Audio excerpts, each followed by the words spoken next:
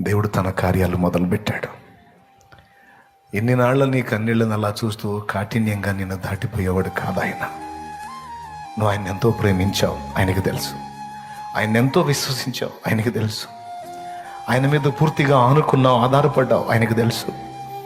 ఎన్నోసార్లు జీవితం మీద విరక్తి పుట్టినా ఆయన ఉన్నాడు అనే ఒకే ఒక్క విశ్వాసంతో, ఒకే ఒక్క మాటతో చాలాసార్లు నీ ఆలోచనలను నువ్వు మార్చుకున్నావు. అది తెలుసు ఆయనకి. ఎంతగా నువ్వు ఆయన మీద అనుకుని ఆధారపడి ఆయన ప్రేమించి హత్తుకున్న నిన్ను ఆయన చెయ్యి వదలగాక వదలడం. ఒక రకంగా చెప్పాలంటే ఈ శ్రమానుభవాలన్నీ, నువ్వు నేను మనం అనుభవించే ఈ శ్రమానుభవాలన్నీ అనేక మంది దీవెన కొరకు వస్తాయమ్మా.